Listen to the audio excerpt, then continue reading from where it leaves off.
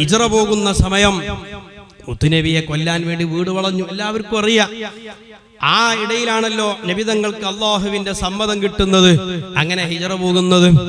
സുബ്ഹാനല്ലാഹ്, എല്ലാവരും ഏകദേശം മദീനയിലേക്ക് പോയി കഴിഞ്ഞു.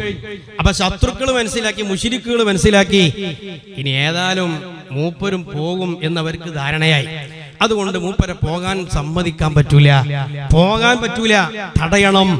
അങ്ങനെയാണ് ഓരോ പ്രഗത്ഭരായ കുടുംബത്തിൽ നിന്നും ഓരോ മെമ്പർമാരെ വെച്ചുകൊണ്ട്, എന്നാ പിന്നെ കുടുംബക്കാർ പ്രശ്നം ഉണ്ടാക്കൂലല്ലോ, എല്ലാരിൽ നിന്നും മെമ്പർമാരെ വെച്ചുകൊണ്ട് നബി സല്ലല്ലാഹു അലൈഹി വസല്ലമ തങ്ങളെ കൊല്ലാൻ വീട് വളഞ്ഞു. ആ സമയത്താണ് സൂറത്ത് യാസീൻ ഓതുന്നത്. ഫഹും ലാ യുബ്സിറൂൻ. ഒരു പിടി മണ്ണ് വാരി മുത്തുനബി പുറത്തേക്ക് എറിഞ്ഞു. അവിടുത്തെ മുഅ്ജിസത്ത് മുഖേന എല്ലാവരുടെ കണ്ണുകളിലേക്കും ചെവികളിലേക്കും ആ പൊടിയെത്തി. എന്തുമാവട്ടെ, അങ്ങനെ മുത്തുനബി അവിടെ നിന്ന് ഇറങ്ങുന്ന രംഗമുണ്ട്. അതിനു മുമ്പ് മഹാനായ സിദ്ദീഖ് റളിയല്ലാഹു അൻഹു ചോദിക്കുന്ന ഒരു ചോദ്യം, നബിയെ ഹിജ്റ പോകണ്ടേ?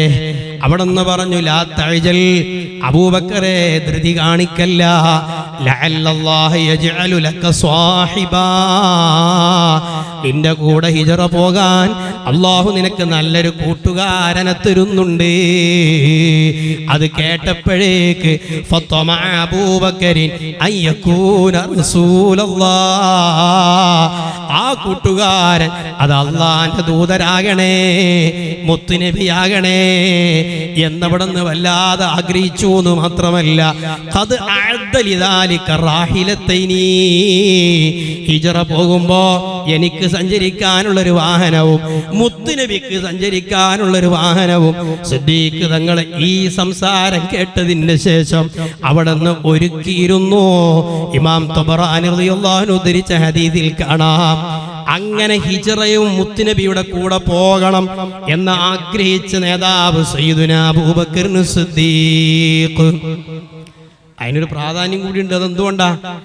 എല്ലാ ശത്രുക്കളുടെയും അമ്പും വാളും നബിതങ്ങളുടെ തലക്ക് നേരെ വരുന്ന സമയം കൂടിയാണ്. അതും കൂടി നമ്മൾ ഓർക്കണം. അപ്പോൾ അതിന്റെ പ്രസക്തി വർദ്ധിക്കുക. ആ സമയത്ത് മുത്തുനബിയുടെ കൂടെ പോകാൻ എല്ലാ സ്വഹാബത്തിനും താല്പര്യം, ഇഷ്ടമൊക്കെ തന്നെയാണ്. ധൈര്യം ഉണ്ടാവില്ല.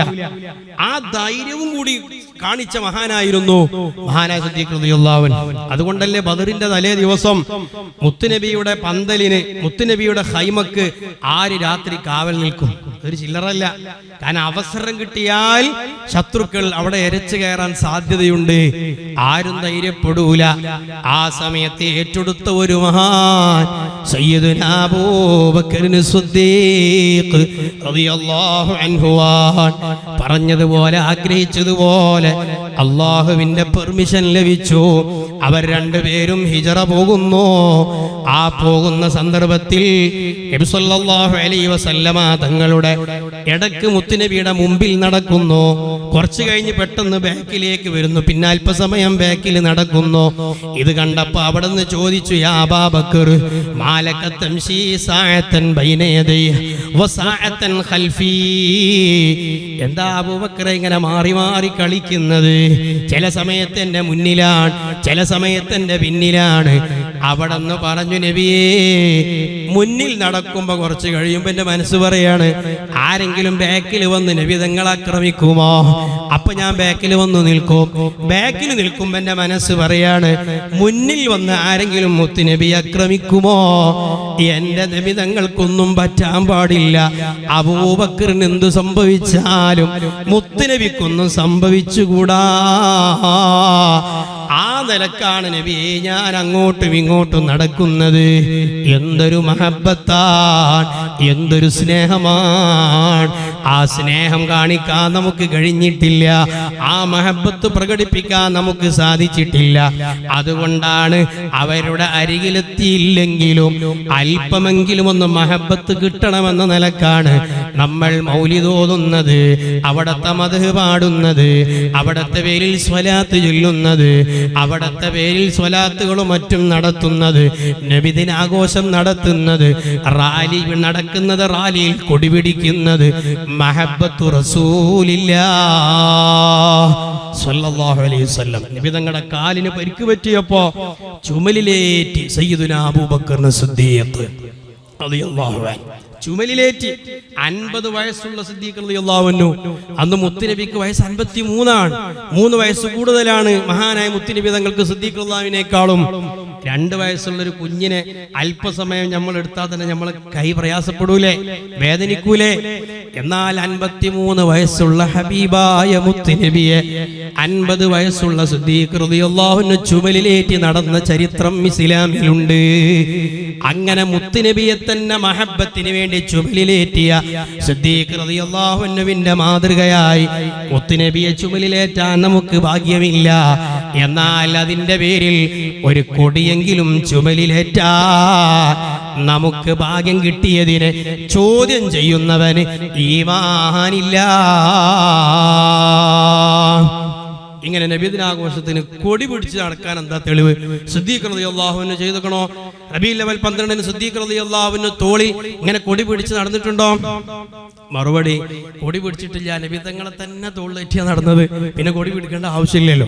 നമുക്കത് കിട്ടാത്തത് കൊണ്ട് ഒരു പ്രതീകം എന്ന നിലയ്ക്ക് മഹബത്തിന്റെ ഭാഗമായി നമ്മൾ കൊടി പിടിച്ചേ ഉള്ളൂ. സിദ്ദീഖ് തങ്ങൾ റളിയല്ലാഹു അൻഹു ചെയ്തതുപോലെ ചെയ്യാൻ കഴിയൂല. ആ ചോദ്യം തന്നെ തെറ്റാണ്. സിദ്ദീഖ് റളിയല്ലാഹു അൻഹു ചെയ്തതുപോലെ അങ്ങനെ ചെയ്യാൻ കഴിയൂല. കാരണം അവർ നേരിട്ട് നബി സല്ലല്ലാഹു അലൈഹി വസല്ലം തങ്ങളെ കണ്ടവരാണ്. മുത്തുനബി അവിടെ മുന്നിലുണ്ടാവുമ്പോ പിന്നെ മഹബത്ത് പ്രകടിപ്പിക്കാൻ നബി തങ്ങളെ നിങ്ങളൊന്നാണ് മാറിക്ക് ഞങ്ങൾ റാലി എടുത്തിട്ട് എന്ന് പറഞ്ഞതിന് വലിയ അർത്ഥമുണ്ടോ? നബി തങ്ങൾ നിങ്ങൾ നടത്തുന്ന പോലെ റാലി നടത്തിയിട്ടുണ്ടോ? ആ ചോദ്യം തന്നെ ശരിയല്ല. നമ്മൾ എന്തുകൊണ്ടാണ് റാലി നടത്തുന്നത്? മുത്തുനബിയെ ഒന്ന് കാണാനാണ്, നബിതങ്ങളൊന്ന് കണ്ടുമുട്ടാനാണ്, സ്വപ്നത്തിലും യഖ്ലത്തിലൊന്ന് കണ്ടുകിട്ടാനാണ്, നബിതങ്ങളുടെ ചാരത്തൊന്ന് എത്താനാണ്, നബിതങ്ങളുടെ കൂടെ സ്വർഗത്തിലൊന്ന് കഴിയാനാണ്. ഇതിനാ നമ്മൾ റാലി നടത്തുന്നത്. നിങ്ങൾ ആലോചിച്ച് നോക്കൂ. നമ്മൾ നാളെ റാലി തീരുമാനിച്ചു. അപ്പൊ ഓമച്ചപ്പോയിൽ 7 മണിക്ക് ഒരു ഉദാഹരണം പറയാൻ നബി സല്ലല്ലാഹു അലൈഹി വസല്ലം നിങ്ങൾ വരുന്നുണ്ട് എന്ന് പറഞ്ഞാല് നിങ്ങൾ റാലി നടത്താനാ നിൽക്കുക, മുത്തുനബിന്റെ അടുത്തേക്കാ പോവാ? അങ്ങോട്ടല്ലേ പോവാ? റാലിന്റെ ആവശ്യമില്ല.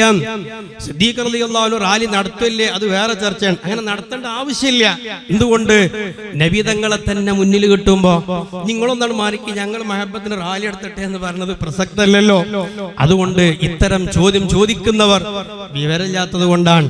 അള്ളാഹു അറിയാതെ പെട്ടുപോയവരുടെ കൽബ് അള്ളാഹു നന്നാക്കി കൊടുക്കട്ടെ. ഇല്ലെങ്കിൽ അവരുടെ ഷർറിനെ തൊട്ട് അള്ളാഹു നമ്മുടെ കൽബിനെ അള്ളാഹു സംരക്ഷിച്ച് മരണം വരെ ഈമാനോടുകൂടെ ജീവിച്ച് മരിക്കുമ്പോൾ ആഖിബത്ത് നന്നായി മരിക്കുന്നവരിൽ അള്ളാഹു നമ്മളെ ഉൾപ്പെടുത്തുമാറാവട്ടെ. മഹാനായ സിദ്ദീഖ് റളിയല്ലാഹു അൻഹു അങ്ങനെ മുത്തുനബിയെ ചുമലിലേറ്റിയ സംഭവം ഹിജ്റയിലുണ്ട്. ആ ഗുഹയിൽ കടന്ന സംഭവം എല്ലാവർക്കും അറിയാം. പലപ്പോഴും നമ്മളത് പറയുന്നതാണ്. അവിടെ ആ വിഷയത്തിലേക്കേ പോകുന്നില്ല. ആ ഗുഹയിൽ നടന്ന് മഹാനായ നബി തങ്ങളോട് മക്കാനൊക്കെ യാ റസൂലല്ലാഹ്, നബി അല്പസമയം ഒന്ന് വെയിറ്റ് ചെയ്യണം, ഞാൻ ഉള്ളിൽ കയറട്ടെ, അവിടെയുള്ളതെല്ലാം ഒന്ന് പരിശോധിച്ച് ഉറപ്പുവരുത്തട്ടെ. മഹാനായ സിദ്ദീഖ് റളിയല്ലാഹു അൻഹുവിന് പേടിയില്ല, അവിടുന്ന് ഭയമില്ല. എന്തുകൊണ്ട്? മഹാനവറുകൾക്ക് അവരുടെ ശരീരത്തെ പേടിയാണെങ്കിൽ അതിന്റെ ഉള്ളിലേക്ക് തന്നെ കയറൂല. മഹാനവറുകൾക്ക് ആകെ ടെൻഷനേ ഉള്ളൂ. മുത്തുനബിക്ക് വല്ലതും പറ്റുമോ എന്ന ടെൻഷനെ മഹാനായ നബി സല്ലല്ലാഹു അലൈഹി വസല്ലം തങ്ങൾക്കുള്ളൂ. അതുകൊണ്ടല്ലേ മുത്തുനബി തങ്ങൾ പറഞ്ഞത് ഇല്ലാ തഹ്സൻ ഇന്നല്ലാഹ മഅനാ. മഹാനായ സിദ്ദീഖ് റളിയല്ലാഹു അൻഹു പറഞ്ഞു, നബിയേ, ആ മക്ക ആ മുശ്രിക്കുകൾ, ആ പാറയുടെ മുകളിലുള്ള ആ മുശ്രിക്കുകൾ അവരുടെ കാലിലേക്കൊന്ന് നോക്കിയാൽ അതിന്റെ ഇടയിലുള്ള ചെറിയൊരു ഗ്യാപ്പുണ്ട്. ആ ഗ്യാപ്പിലൂടെ നമ്മളെ കാണുമല്ല നബിയേ.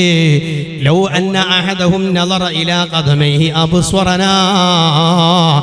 അപ്പ നബി തങ്ങൾ പറഞ്ഞു, യാ അബൂബക്കർ മാ ളന്നുക ബിസ്നൈനി അല്ലാഹു സാലിസുഹുമാ. ഒരു നേതാവ് അങ്ങനെയാണ്. അനുയായികൾ പേടിച്ചു നിൽക്കുമ്പോ, അനുയായികൾ ഭയന്നു നിൽക്കുമ്പോ അവർക്ക് ധൈര്യം കൊടുക്കുന്നവനാണ് യഥാർത്ഥ നേതാവ്. അവിടെന്ന് പറഞ്ഞു, അബൂബക്കറേ മാ ളന്നുക ബിസ്നൈനി, എന്താ നിങ്ങളെ വിചാരം? നമ്മൾ മാത്രമേ ഉള്ളൂ എന്നാണോ നിങ്ങളെ വിചാരം? അല്ലാഹു സാലിസുഹുമാ, അല്ലാഹു നമ്മുടെ കൂടെയില്ലേ അബൂബക്കറേ? അതാണ് ഖുർആനിൽ അല്ലാഹു തആല പറഞ്ഞത്, ഇത് അഖ്റജഹുൽ ലദീന കഫറൂ സാനിയ സ്നൈനി ഇദ് ഹുമാ ഫിൽ ഗാർ ഇദ് യഖൂലു ലിസ്വാഹിബിഹി ലാ തഹ്സൻ ഇന്നല്ലാഹ മഅനാ ഫഅൻസലല്ലാഹു സകീനതഹു അലൈഹി വഅയ്യദഹു ബിജുനൂദിൻ ലം തറൗഹാ വജഅല കലിമത്തൽ ലദീന കഫറു സുഫ്ലാ വകലിമത്തുല്ലാഹി ഹിയൽ ഉല്യാ വല്ലാഹു അസീസ് അസീസുൻ ഹകീം. പരിശുദ്ധ ഖുർആനിൽ ഖാല അല്ലാഹു അസ്സ വജൽ